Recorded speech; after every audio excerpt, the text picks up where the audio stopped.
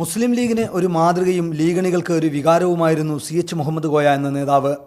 CH എന്ന ആ രണ്ടക്ഷരത്തെ മുസ്ലിം league നേതൃത്വം അദ്ദേഹത്തിൻ്റെ കാലശേഷവും പാർട്ടി വളർത്താനുള്ള ഇന്ധനമാക്കി.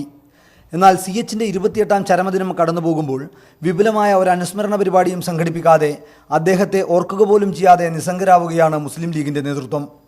ലീഗ് അതിൻ്റെ ചരിത്രത്തിലെ ഏറ്റവും മികച്ച തെരഞ്ഞെടുപ്പ് വിജയം നേടുകയും UDF ഭരണസമിതിയിലെ നിർണായക പാർട്ടിയാവുകയും ചെയ്യുന്ന സന്ദർഭത്തിലാണ് ഇത് സംഭവിച്ചിരിക്കുന്നത്.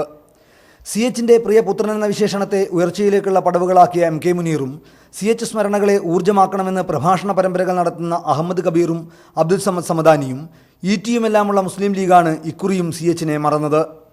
PK കുഞ്ഞാലിക്കുട്ടിയുടെ നേതൃത്വത്തിൽ മുസ്ലിം ലീഗിലുണ്ടായ നയവ്യതിയാനങ്ങളെ CHന്റെ ഇടപെടലുകളെയും നിലപാടുകളെയും ഓർമ്മപ്പെടുത്തിക്കൊണ്ടായിരുന്നു ഒരു വിഭാഗം നേതാക്കൾ പ്രതിരോധിച്ചത്. അതിപ്പോഴും തുടരുന്നുമുണ്ട്. മുൻപ് KT ജലീലിൻ്റെ നേതൃത്വത്തിൽ രൂപം കൊണ്ട CH കൾച്ചറൽ ഫോറത്തിൻ്റെയും ഊർജ്ജം CH എന്ന വികാരമായിരുന്നു. അണികളെ മറക്കുന്ന നേതൃത്വത്തിനെതിരെയുള്ള കലാപമായിരുന്നു എന്നും CH മുഹമ്മദ് കോയയുടെ നിലപാടുകളും ഓർമ്മകളും. ഈയൊരു ഭയമാണ് CHന്റെ ചരമദിനം മറക്കാൻ ലീഗ് നേതൃത്വത്തെ പ്രേരിപ്പിച്ചതെന്ന് നിരീക്ഷിക്കപ്പെടുന്നു. CHനെ മറന്ന നേതൃത്വത്തോട് ലീഗണികളിൽ കടുത്ത അമർഷമുയരുന്നുണ്ട്. ആർ ബിജു, മലപ്പുറം.